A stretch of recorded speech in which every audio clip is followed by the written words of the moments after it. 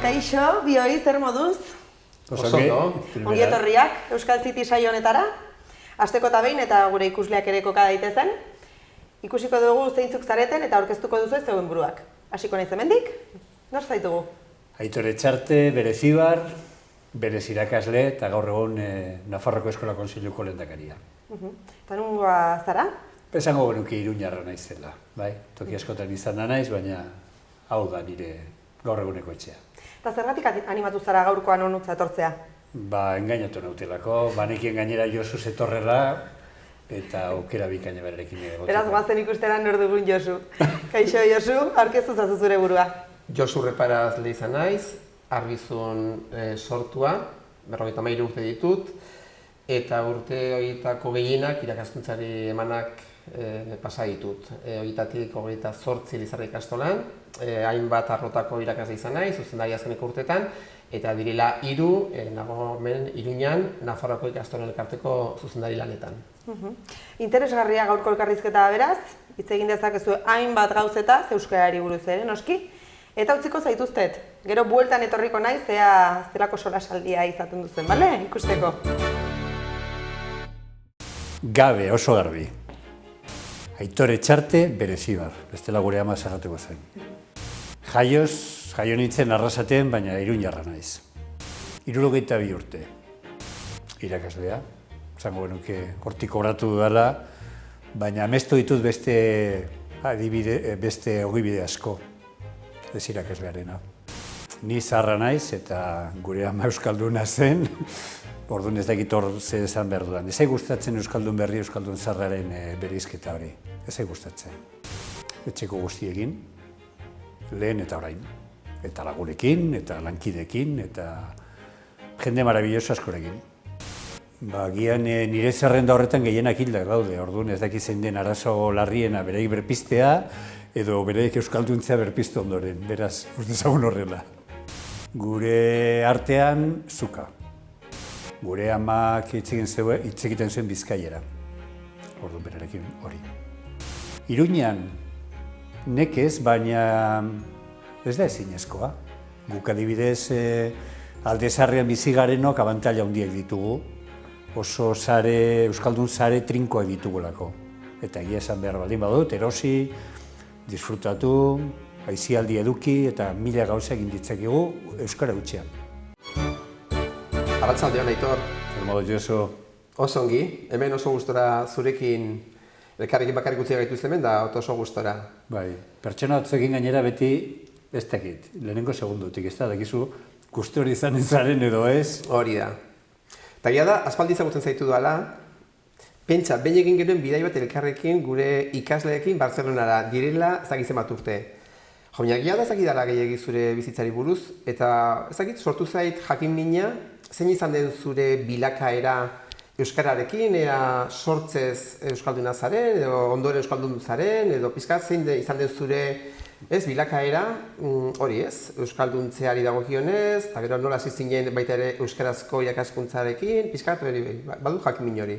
Bai, bueno, ez dakit nik oso interesgarria den, baina... Uste baiet. Bai, tira, gure ama sortzez Arrasatekoa zen, eta ez bakarrik sortzez, baita ere bizi osoa Arrasatari begira izan zen, baita ere Iruñera etorri zenean, eskontzera, aitarekin, zen aita Naparra zen, Iruñokoa, Iruñi ondokoa.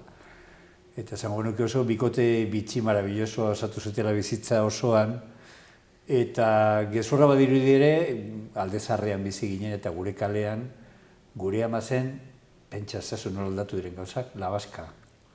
Ez horrelako beste euskaldunik.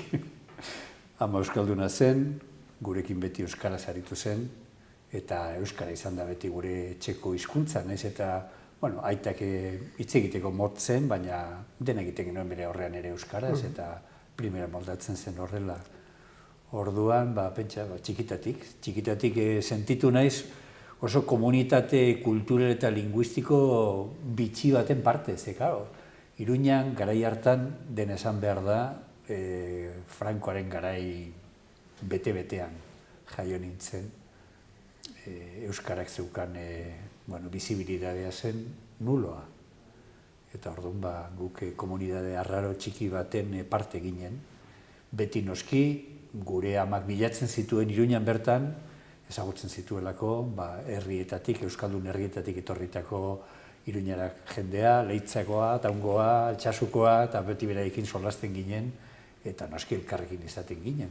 Ez da ahaztu behar, garai haietan jarduera oso gutxi zirela euskaraz, eta horietariko bat, asko kastuta izango dutena, izan zen euskarazko meza.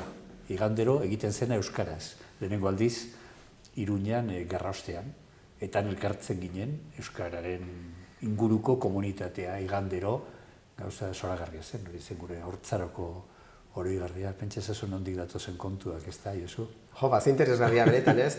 Ze bitxia baita ere ez, amak mantentzea bere hizkuntza horrela, beste eremu batetan, ez? Ezagutzen ditut, ez nire familiatik oso urrun, antzeko egoerak eta denak gaztelara eraman zuten beraien bizitza osoa, ez? Nik uste dute hori, eta bueno, zuk ere hor esperientzia esanen duzu, zalantzare gabe, baina gerrak markatu zuen asko gure gurasen belaunaldia, gure ama zen galtzaien familietako bat, eta horren garbi dagoena da, berarentzat euskaldun izatea, ez zela bakarrik euskaldun izatea. Bera sentitzen zen baita ere, bestelako proiektu eta bestelako amets politiko, sozial eta kulturalen parte, eta orduan nik uste dut horrek atxikimendu berezi ematen ziola euskararekin. Zer topatzen zuen gure amak adibidez, Iruñara etorritako, Nafarroko, herri euskalduneko jende askorekin. Euskaldunak zirela, baina ez zutela inongo atxikimendurik euskararekiko, ez da? Orduan hitz egiten zuten gurekin, normalidade osoz eta oso gustora, baina ez zuten gero hori eramaten beraien bizitzetara, ez da? Hau da, eskutupean bizi zuten hori, garai hartan, normala zen bezala gainera, euskaldun izateak ez zuelako inongo baliorik, kontrakoa, ez da? Garai hartan euskaldun askok egin zutena zen nolabait eskutatu beraien euskalduntasuna eta errealtasun oso horren parte sentitu, ez da? Sentitzen zutelako hortatik beraien eta ondorengoen bizitza errazago izango zela. Nik ez dakit hori adibidez zure kontestuan, sakanan nola bizi izan duzuen? Nire kasua, ezberdina da, Arbizu bera bat herri euskalduna zen, bai aita eta bai ama biak Arbizukoak ziren. Beraiek normaltasunez egin ziguten beti euskaraz, ez zuten ere euskaldun izatearen arrotasun hori, ez ziguten hori behintzat adirazi, baina bai euskara zen hizkuntza bai nire gurasoen artean, bai nire familiarekin, bai gertatzen zen bai bitxia, aur ginela bai anaia eta bai biok, gurasoek biek etxetik lan kanpo lan egiten zuten, eta genuen emakume bat Andaluziakoa zena, eta harekin ikasi nuen gazteleraz eta dirudienez gainera, eta hori gogoratzen diate askotan, nintzela oso erdaltzalea, asko hitz egiten nuela gazteleraz, ez? Gero noski lagunekin daroela beti euskara hutsen aritzen ginen, gure Arbizuko hizkera berezi horrekin, eta gero hori, ez dakit, nola eskolan geundela, hori bai, eskola guztiz gaztelera zen, ez zegoenan euskararen arrastorik ere, eta aipatu duzun, eta hori ere bitxia zen, Arbizun apaiza oso euskaltzalea zen, eta gila da sakanan apaizek izan dutela eragina, eta apaizak euskaltzalea baziren, eta Arbizuko apaiza Juan Goikoetxea Zabalo oso euskaltzalea zen, euskaltzaindian nolabait aritua, itzulpen gintzari erabat emana, eta honek egiten zituen, garai hartan ematen ziren aurkako fenomenoak. Gazteraz hitz egiten zunei, ematen ziren kolpetxo bat buruan, euskaraz hitz egin zezaten, ez? Horren, gure bizitza euskara zen, eta egun horietako batetan agertu zen Arantzazuko fraile batan eskolan, beraien kaptazioak egitera, eta ara nola, elkartu ginen herriko 8 lagun, eta pentsatu nuen ongi zegoela ara joatea ikastera. Eta Arantzazun nikan, han izan nuen lehenengo kontaktua horrela ez, euskara alfabetatuarekin, lehenengo hasi ginen euskara ikasten, euskara batuarekin hurbilpenak han eman ziren, eta gainera euskararen kalitatea asko zaintzen zen, irakasle ia guztiekin euskaraz aritzen ginen, nolabait euskara alfabetatuarekin kontaktua han izan nuen, eta beste hainbat gauzekin ere bai, baita ere artearekin. Eta egia da, ark asko markatu ninduela, eta ez dakit, nolabait, uste ja handik izan nuela garbi, nire bizitza profesionalak eta irakaskuntza gustatzen zitzaidan, euskararekin nolabait, euskararen inguruan gustatuko litzaidakela nire bizitza aurrera eramatea. Ez zait pizza gustatzen. Josu, Reparaz, Leiza, Arbizu, 53.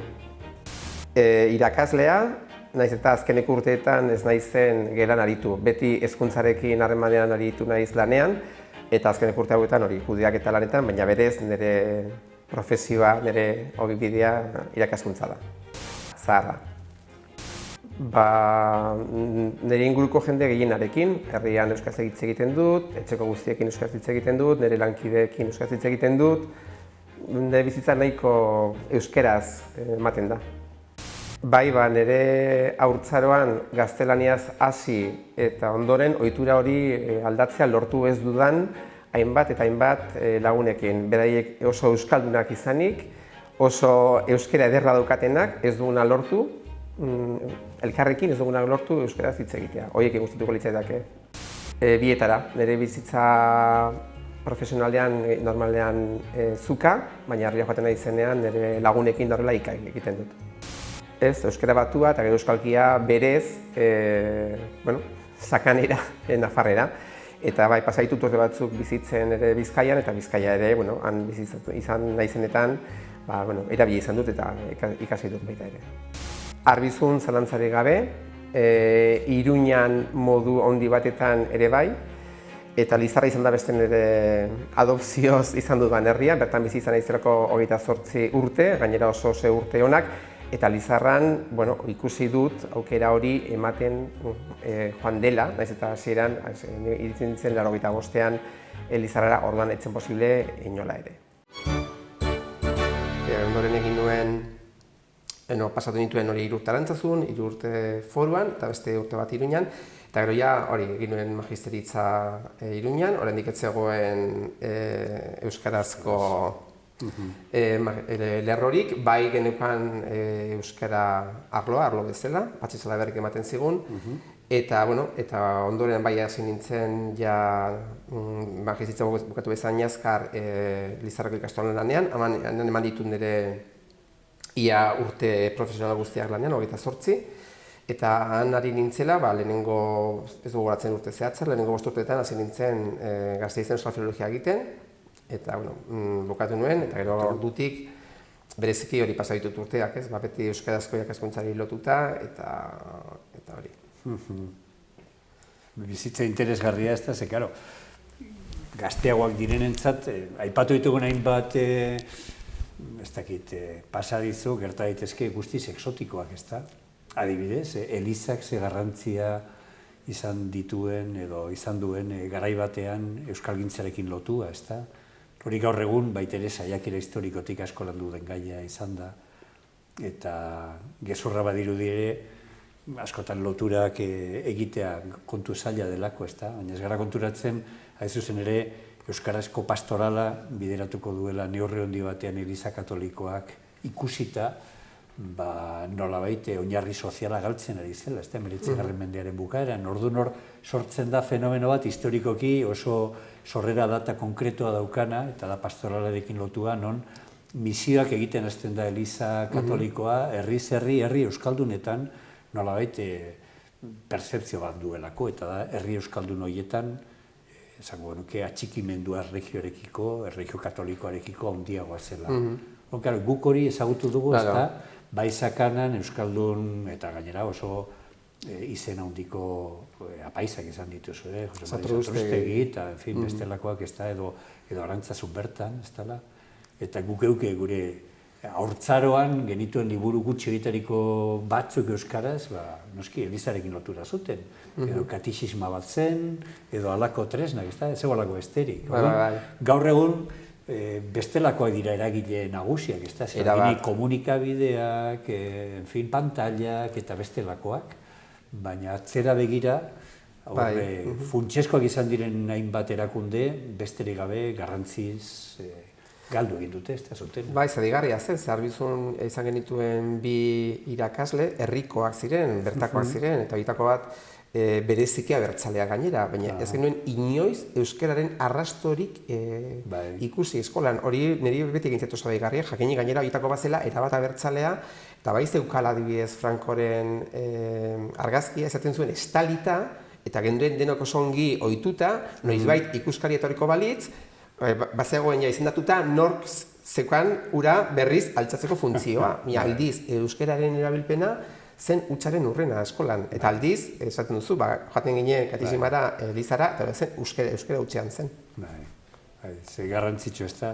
Eta hor ere, sasoi horretan guztian diote, aipatzen duzolako Arantzazu, eta hori ere elementu historikoa da, euskararen eta hizkuntzaren normalizazio prozesuan, eta ondoren etorriko diren hainbat eta hainbat gai garrantzitsunetan, kulturgintzan eta irakaskuntzan, ez da. Hor, ze bestelako erakundeek hartzen duten txanda, ez da, Elizaren ordez, adibidez Euskaltzaindia berak edo bestelakoak, ez da. Eta lehenengo aldiz hor, ez dakit, gauza izango gara, amesten genituen irakurketa zoragarri horiek euskaraz egiten hasteko, bai bertako egileek sekulako produkzio egiten hasten direlako, besteak beste, zuke izandako irakasleren bat, ez da. Eta Gandiaga eta bere olerki liburu zoragarriak, bai. Baina baita ere, itzulpenak datozelako, kanpoko kanon literario klasikoetatik, eta orduan ezagutuko dugu, pentsezina zen bestelako garai bat, ez da. Bai, eta nik han izan nuen lehenengo harremana euskarazko liburuekin. Nik herrian ez neukan euskarazko liburu bakarrik, etxean ez zegoen euskarazko libururik, han izan nuen nik harreman zuzena euskarazko lehenengo liburuekin, 10 urte dituela. Eta egia da, hori, esaten duzuna ez, ez zela, Arantzazu bai zen foko kultura garrantzitsu bat, ez, euskarekiko zeukaten sentsibilitatea eta maitasuna zen izugarria, nik uste dut hori ez, jende asko Arantzazun euskaraz ikasi ez bazuen ere, kanpokoa zirelako, nik uste dut euskal kultura eta euskararekiko maitasuna nolabait nahiko orokortu zela, eta gaur egun oraindik noiz behinka elkartzen garenean elkarrekin ikasitakoak hori adierazten duten zerbait, ez? Bai jakin zutela, ez? Nolabaiteko atxikimendu hori lortzen hori, ez? Bertako hizkuntza kulturarekiko, bai.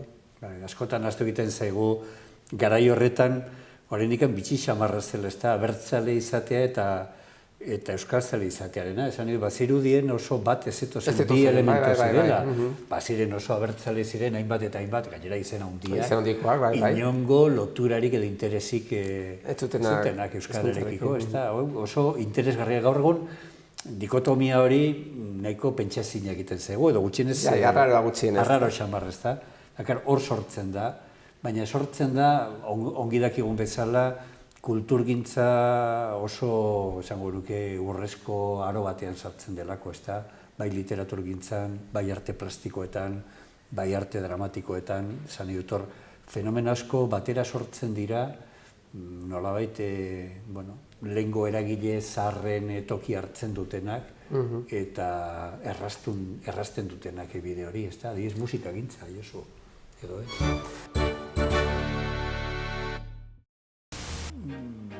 Itxasoa eta mendia. Denetarik oso melomano komplexua naiz. Berdin zaite sostako bitxentzun edo anari. Zoritxarrez ez, hori da nire komplexu intelektualik handienetarikoa, ez dakidala. Izugarri, pasioa da eta pasio baino gehiago batzuetan gaitza ere. Beti batera irakurtzen ditut 2 edo 3.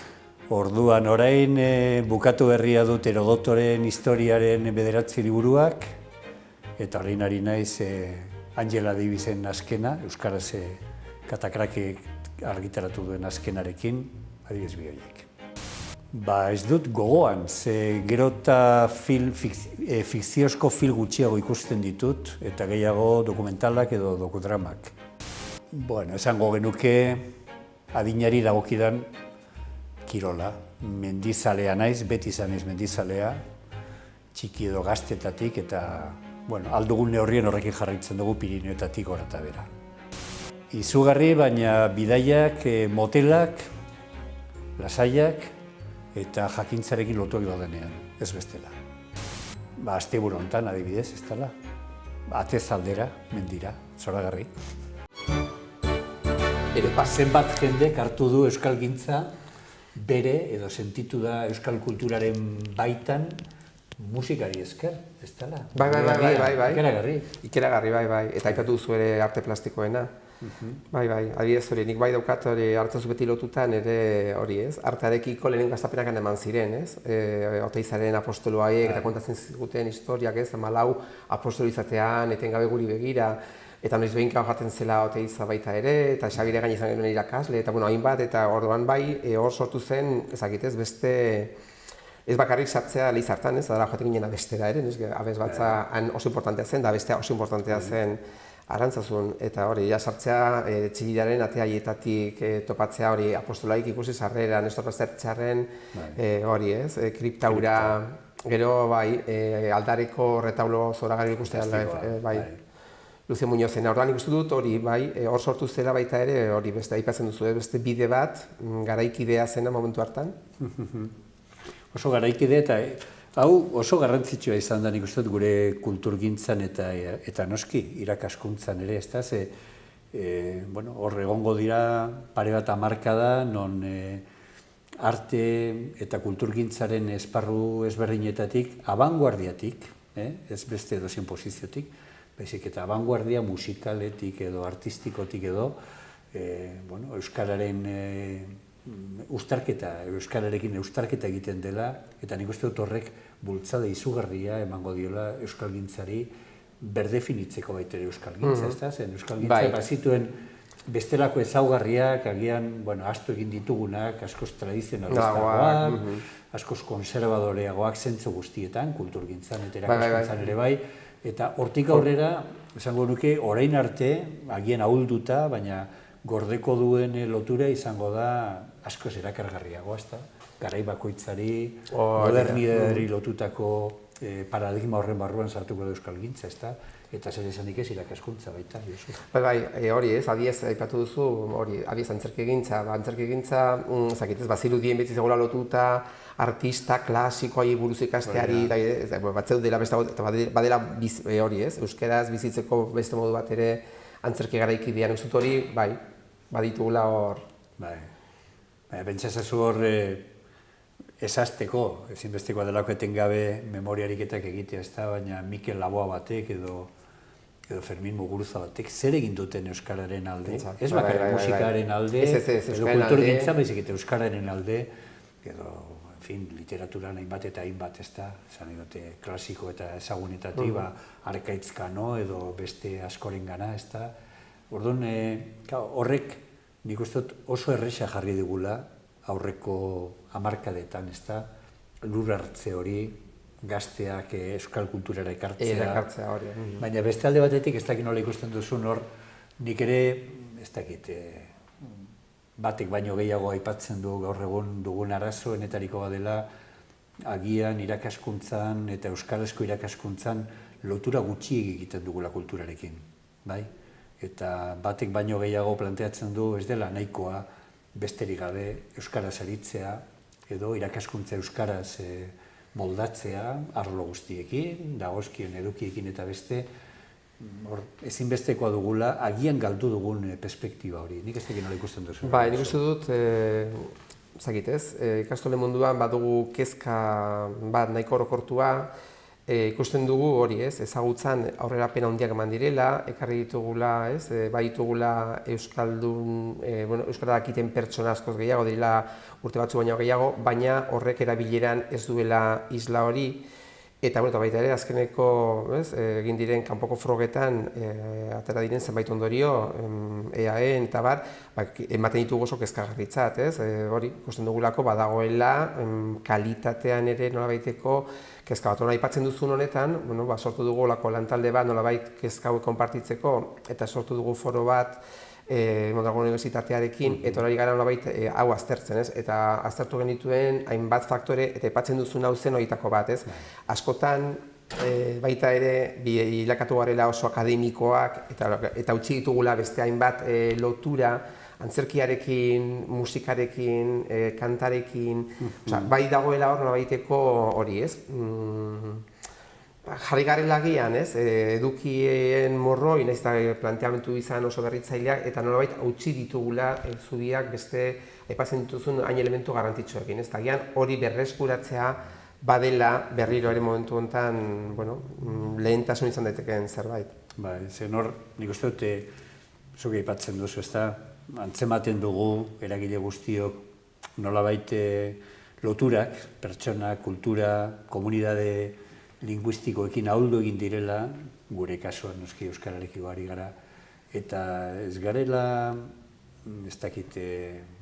maila berean jartzen, ez dugula neurri egokirik planteatzen, eta hor nik uste dute, beste hausnarketa bat egin beharko dugun horren kontura, ze egia da, euskara gaur egun irakaskuntzan edatu egin da, Euskal Herrian oroar, Nafarroan ere bai, bere muga guztiekin, esan nahi dute gaur egun dakigun bezala, aurre hezkuntzan gutxi gora bera, ia 10-3 ikasten dute euskaraz, euskaraz diot D ereduetan, aparte noski, bada baitere A eredua, hor hurbilpen bat egiteko modukoa, baina agian pertzepzioa dugu denok zabalkunde horretan galdu dugula intentsidadea, hor falta zigula intentsidadea, eta intentsidade hori etorri beharko da, nik uste, erakargarriak diren perspektibak, ikuspuntuak, produktu kulturalak, empatia, harreman sozialak, sentimentalak eta lantzen ditugulako, hori ezinbestekoa da, eta hor pertzepzioa dut, egiten dugun guztia, ezinbesteko izango dela. Eta oso, aipatzen zuen hori oso garrantzitsua da, eta nik uste dut hori hausnarketa hori egiten, eta izan ez ere agian oso gogorra gure buruarekin, ikusi dugu batzuetan eman diren pedagogi eredu berriek agian ere eragin dutela nolabait, jarri dugula fokoa oso zentratuta gauza oso positiboetan, baina horrek ekarri dizkigu beste arazo batzuk adiz topatu dugu aurre hezkuntzan, bota ditugu hormak, ditugu espazioak, sortu dugu konfiantzaren pedagogia, gurasoak nahi izan dugu ere gelaratzea, harreman hori matea modu, oso malguan, eta guraso askok dakarten hizkuntza bakarra gaztelera da, Horren, geretan ere aldatu ditugu gure planteamendu pedagogikoak asko, umearen ritmoa, umea ikustea hezkuntzaren ardatz, baina adibidez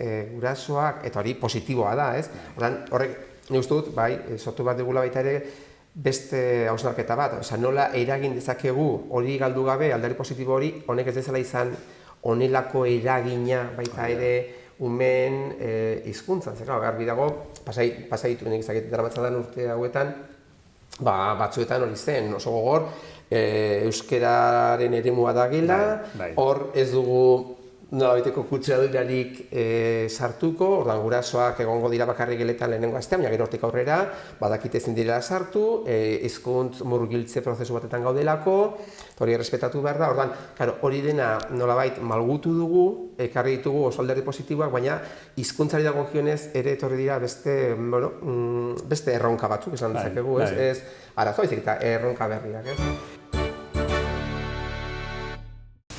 Zalantzari gabe hondartza. Egia esan denetarik entzuten dut, dena gustatzen zait. Nire eskolak urteetan pianoa jotzen nuen, baina ordutik ez dut ezageago jo. Oso. Zuloa liburua eta da arteari buruzko entsaio bat. Eta nire oso gustokoak diren artista garaikideen hausnarketa bat eragiten duen liburua da. Ikusi dituen azkeneko filmak edo dokumentalak dira Lina Tabernarenak, orain aurkeztuko duelako Bilbon, eta hori errepasatzen aritu naiz beste amankomuna dugun lagun batekin, eta busto de un poeta da ikusi duguna asteburu hontan, justo agertzen naizelako hor, holako pasada batetan Jose Angel Valenteren poema batzuk errezitatzen, bera aurrean nuela Lizarrako kulturetxean. Ez, oso gutxi. Pasioa da egiten dudan kirol bakarra. Oso. Naiz eta azkenek urte hauetan ama ez dudalako osasunez oso indartsu, ez dudadan aukerarik oso urrun joateko, baina oso gustoko dut. Asteburu hontan, Seisonen egon naiz lagun batzuekin. Gero da ere, behintzat, hausnarketa horretan egiten genuenean, Pasatu gara ere aldatu dugu paradigma, irakaslea ez da orain eten gabe hitz egiten ari dena, ez? Suposatzen da irakaslea zeukala hizkuntz eredu jator bat eta egoki bat eta hori zela eredua, ez? Momentu honetan, claro, ikasleek asko beraiek hitz egiten dute, taldean asko aritzen dira, eta beraien artean askotan hizkuntz eredu bikain horiek behintzat zenbait eremutan ez dira ematen horrela, ez? Orduan horrek agian ere izan du bere eragina kalitate horretan. Horrean ikusten dut, baditugula erronka berriak, ez, esan dut, ongitorria, pedagogia guzti hauek, baina hori, baditugula ere, hizkuntzari dagokionez, hori, zenbait, erronka berri eta nola aurre egin, eta batez ere, aipatu duzu, ez binkulo horiek, beste afektiboak, beste eremu horiekin, ez? Bai, nik uste dut, ez dagoela inongo arrazorik aitortzeko krisialdi garaian garela, ez da, nik uste dut, bueno, momentu batean murgiltze pedagogia guztiak garratzen direnean, nik uste dut hori aurkikuntza eta seguridade handiko paradigma izan zen urte luzeetan euskarazko irakaskuntzan ari ginen ontzako, eta nik uste dut oso baliagarria izan dela, baina garbi dagoena da, agian beste garai batekoa dela, definitua zegoen ezaugarri guztietan.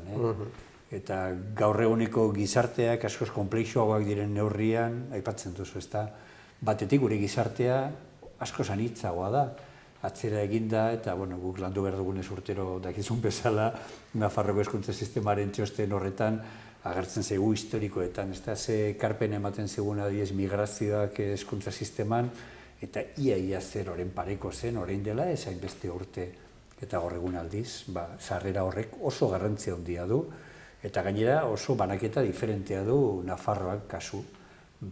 Segun eta zerri, ze auzo, aldagai hori da ezinbesteko aldagai bat, baina baita ere familiaren antolaketa bera ere aldatu da zeharo, esan dut ohiko familia tradizional hori gaur egun da gerota txikiagoa, proporzioz, hor bestelako aitatasun eta amatasunak sortu dira, aipatzen duzu, eragile guztiok parte hartu nahi dute eskolan, eta nik uste dut hori ezinbestekoa dela, beste, eta horrek nolabait ere, orain arte, esango nuke oso modu itxian, irakasleok egin ditugun proposamen, praktikak, didaktikak, hankasora jartzen ditu.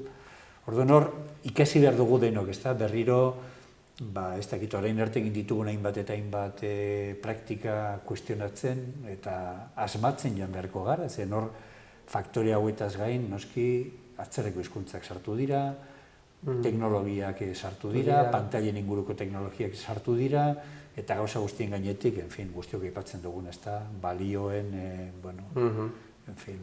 sendotasun falta, horrek suposatzen den guztiarekin, beraz, aspertzeko motiborik ez dugu. Ez dugu, eta aniztasun horretan ikusten dut ere, hizkuntza aniztasuna oso esanguratsua da. Zer, claro, urte askotan ikasletak genituen familia hizkuntza ziren gaztelania, euskara, bazegoen norbait exotikoa inglesa edo alemana, baina gutxi gehiago, eta gaur egun, familia horien hizkuntzak ere ezin dira bazter batean utzi, ezin dira aztu hor eskolan daude. Orduan, uste dut, egoera dela inoiz baino anitzagoa, konplexuagoa, eta behar dituela uste dut, erantzun berriak ere, nola egin euskerak bere tokia izan dadin gure ardatza, ahaztu gabe, hori gaudela mundu globalizatu batetan, eta baitugula ere beste hainbat hizkuntza, gure ikastetxetan barna, eta behar dutenak ere bere bidea egin, eta ikasle horiek baditu beste ama hizkuntza bat ere. Aurreko egunean adibidez, kulturaniztasun eta hizkuntzaniztasunaren inguruan egin ziren jardunaldi batzuk Iruñan, eta ikastetxe batek bere proposamena zekarren eta aipatzen zuen diagnosian lokalizatua ez zituztela beraien hezkuntza komunitatean Iruñako ikastetxe bat. 30 hizkuntza baino gehiago, familia hizkuntza. Ama hizkuntza. Ama hizkuntzak, esan nahi dut honekin, hori orain dela 10 urte ez genuen imaginatzen. Ez. Eta gero, horrek ere kuestionatzen du, nik uste dut euskalgintzak izan duen bestelako printzipio klasikoetarikoa, eta nik uste dut zuk Tabiok asko implikatu garela horretan, eta zen nolabait eskolak aldatuko zituela hizkuntza ohiturak, eskolak sortuko zituela hizkuntza eta kultur komunitate berriak, eta nolabait eskolak bere horretan bakarrik gaitasuna izango zuela horretan. Hor etorri ziren gero, esango genuke urte korapilatsuak, negatiboak ikusten genuenean ezetz, ez ginela bakarrik horretarako gauza, bestelako eragile asko behar ditugula horretarako, nik uste dut hor asko ere dugu definitzeko, ez zuritzen? Bai, hor konpartitzen duzuekin guzti esaten duzuna, ez? Eta naiz eta saiatu, ez?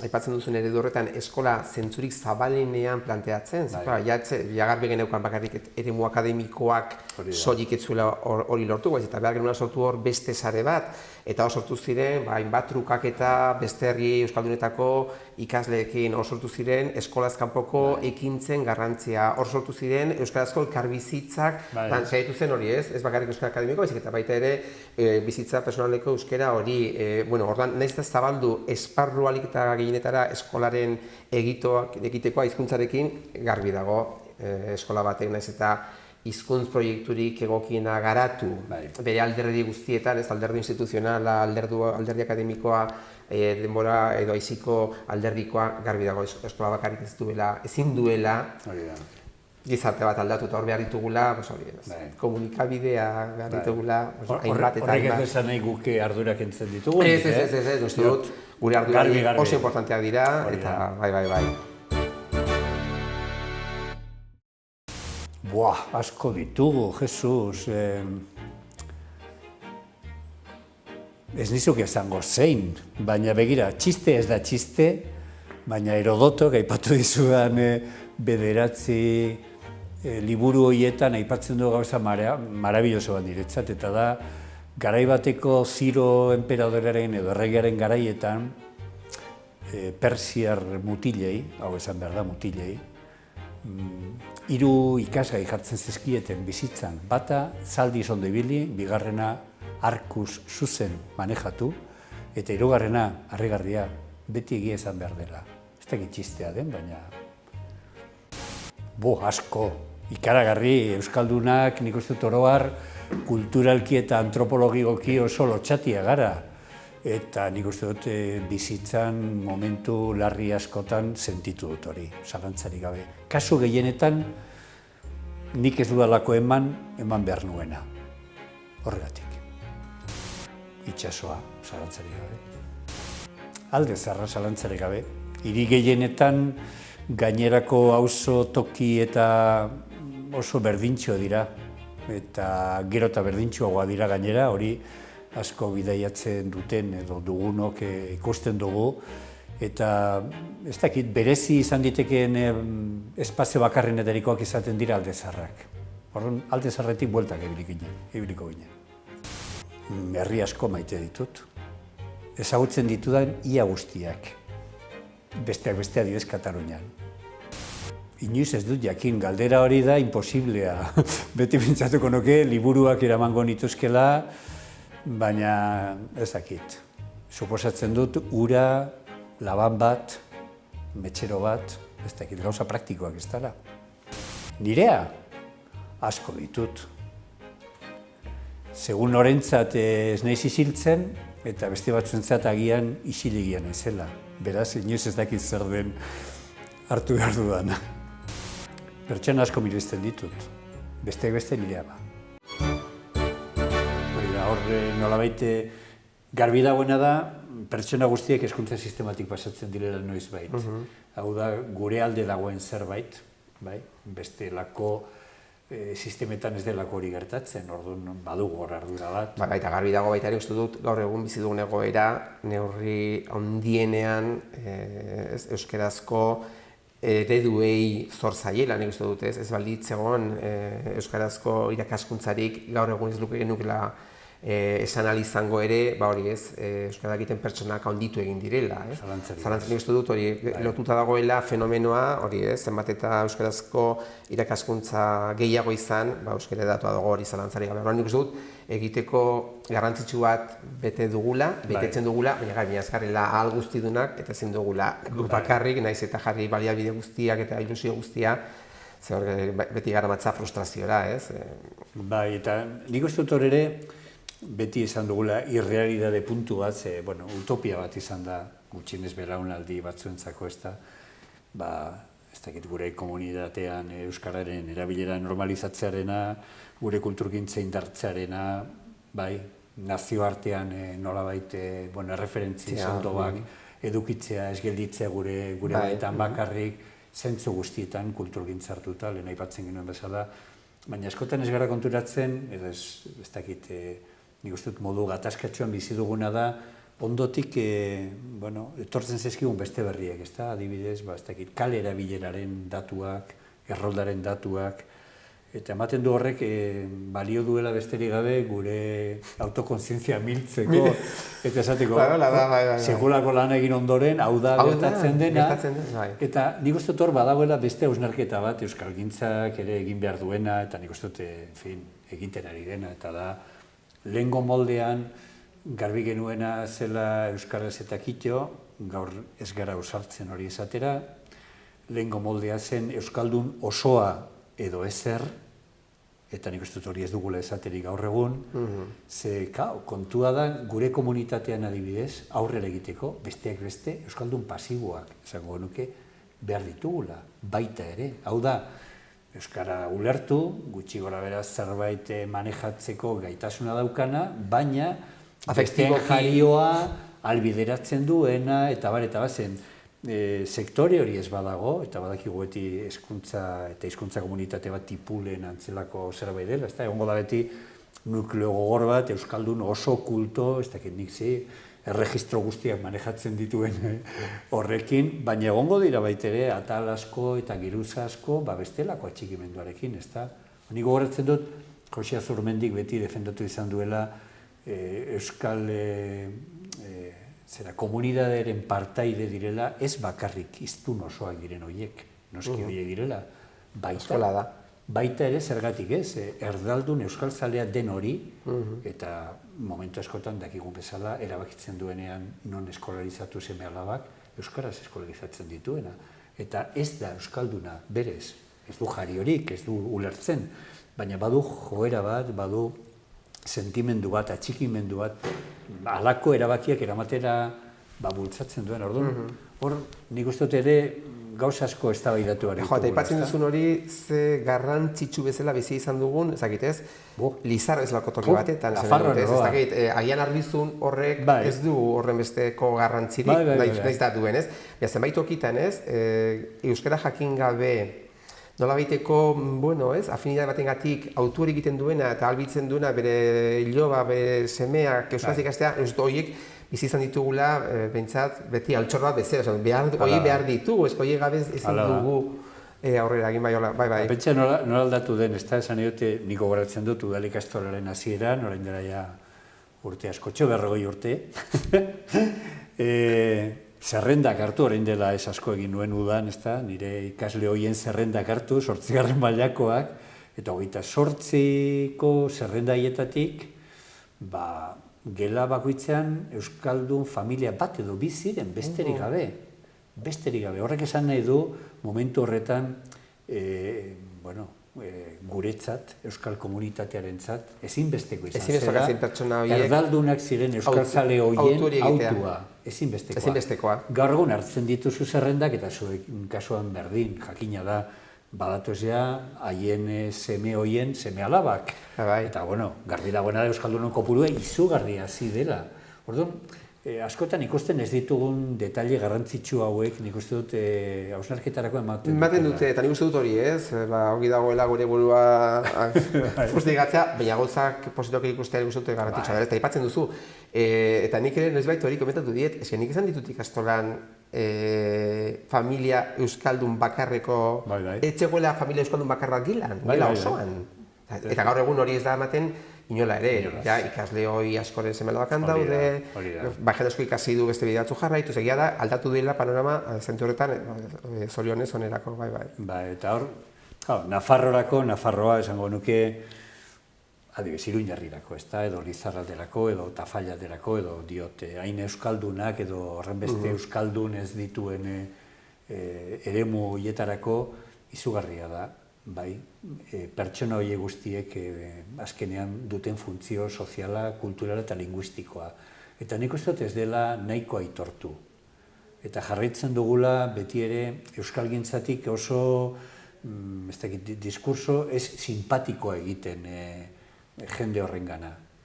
Nik uste dut horre zorionez adibidez, eta bueno, adibide nik uste dut dramatikoa, zen nik porrota bezala bizi dute aereduaren maldabera, Nafarroan, zen egia badakigu aereduak ez dituela, euskaldunak bermatuko, hori jakin badakigu, eskola garaietan garbi dago, baina nik euskaldun oso asko ditut lagun aereduan ikasiak. Bai? Eta garbi dagoena da, bueno, ikasi zuten horrekin, ondoren bizitzak eskaini dien aukerak baliatuz, han sortu zen segurazki lotura sentimental, afektibo, kultural horiek eragina izan dutela, eta gero helduaroan autu linguistiko konkretoak hartu dituztela. Orduan, hor nik uste dut askotan ez garela konturatzen mailaketa handiek daudela, eta euskararen alde egin dezakegun guztiak onerako behar duela, ezta? Esan diotain modu negatiboan ezer markatu gabe.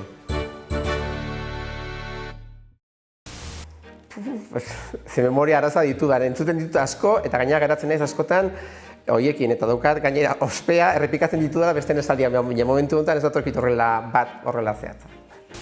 Horietakoak ere batzuk izan ditut. Adibidez, direla urte asko, holako gaur bezala telebista baten aurrean ari ginen programa bat grabatzen zuzenean, bi eskuak okupatuak nituen, izan nuen olako alergi brote bat, eta bapatean, otorri zitzaidan olako muki bat horrela goitik bera, eta handoan nuena, pum, jarri zidan mukizapia sudurrean.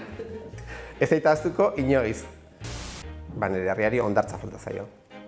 Nire herria oso txikia da, oso erraz ikusten den herri bada, baina inguruan dituen paisaiak oso aldakorrak dira, eta nik uste dut merezi dutela zalantzarik gabe. Hor gaude, Urbasa, Handia, Beria, nik uste dut oso toki ederrak daudela inguruan. Beraz, herria oso polita den arren, nik uste dut ingurue badutela hori, eta dedikatuko nuke eguna agian hortara.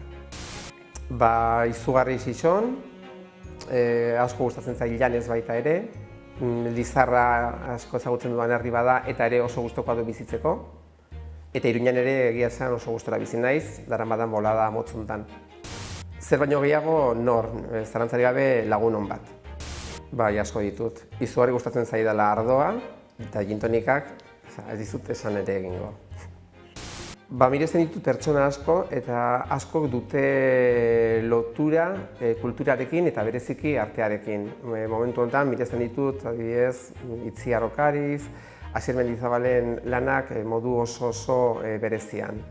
Eta miresten ditut baita ere nire irakaskuntzan euskal kulturarekiko eta hizkuntzarekiko nolabaiteko grina, kezka sortu ziaten pertsonak. Bereziki Vitorino Gandiaga poeta izan duen irakasle, eta nik oso gogoan daukat, horrek eragin zidalako hori, euskararekiko zaletasuna eta euskara zaintzeko eta erabiltzeko nolabiteko grina.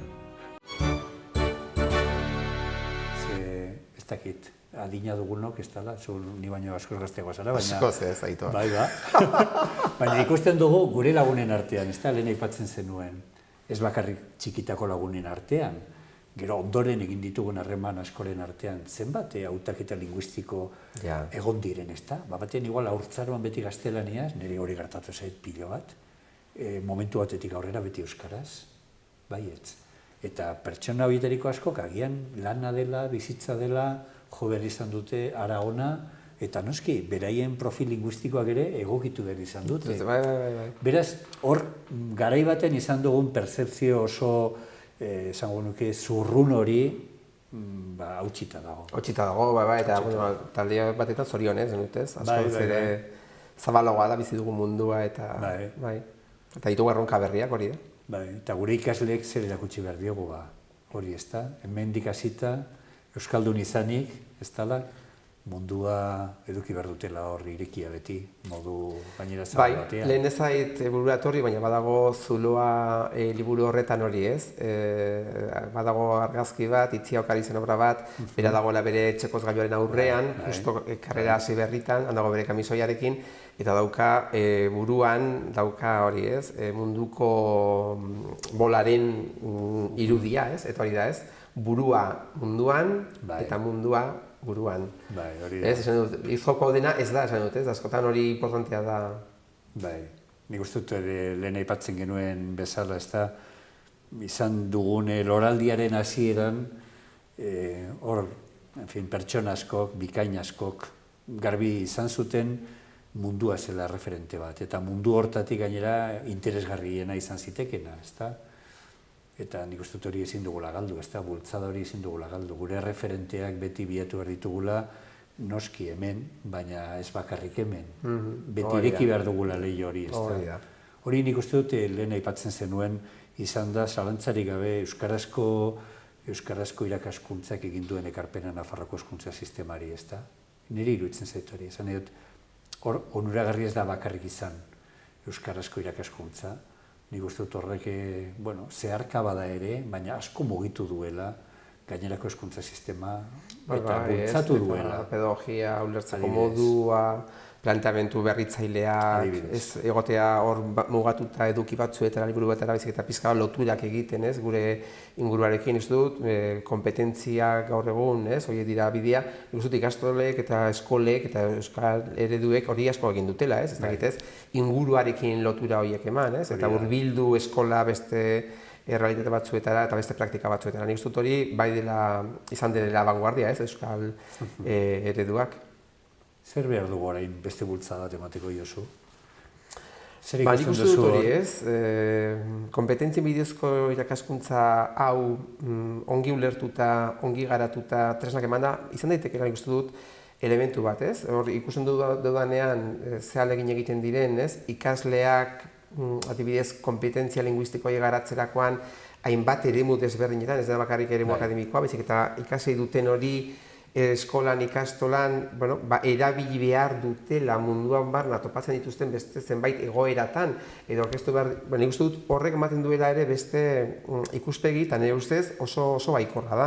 Eta nire badaukat hor, itxaropen puntu bat, hasiera beti dira zailak ez, eta ez da erraza bapatean irakasleen buruak ere aldatzea, eta hori barneratzea eta horrela, hezkuntza horrela ulertzea, baina guztut hor irekitzen da beste bide bat hori ez, horretan ez, gaitze horretan ez, pertsonak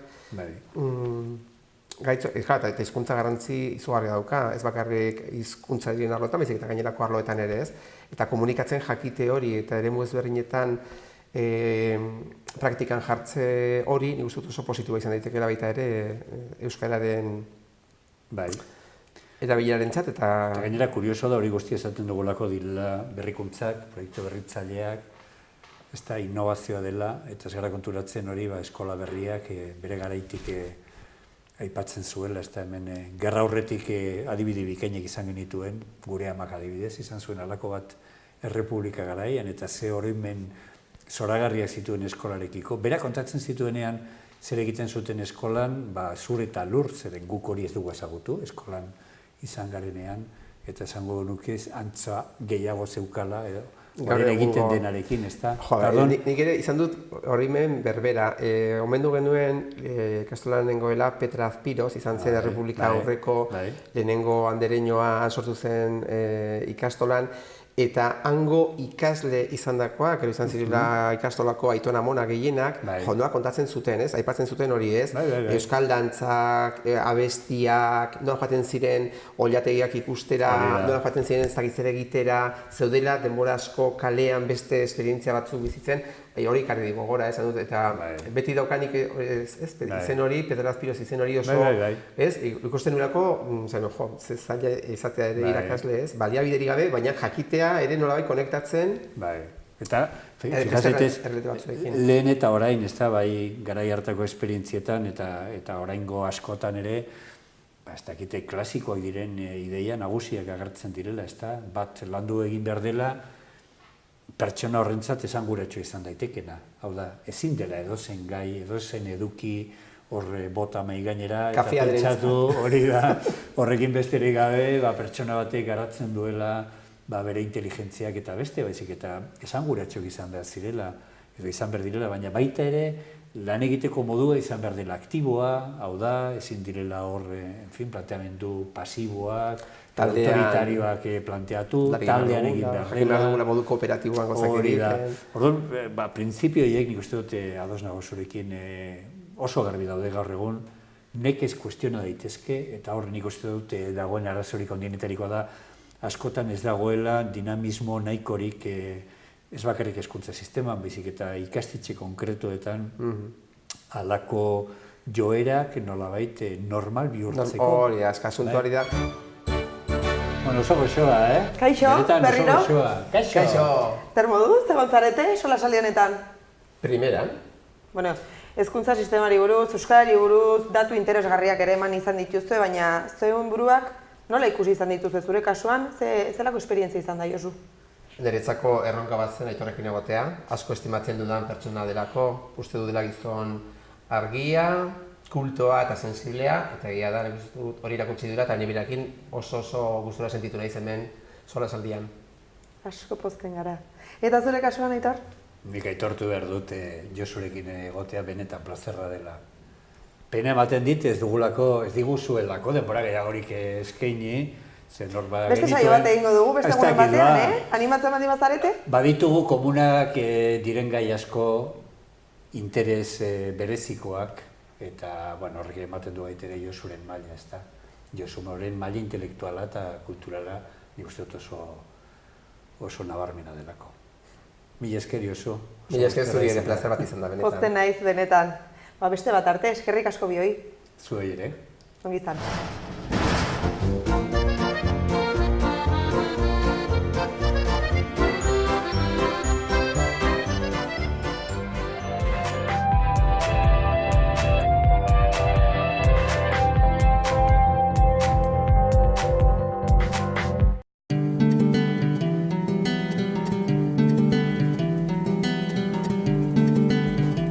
Saio hau Nafarroako Gobernuak diruz lagundu du.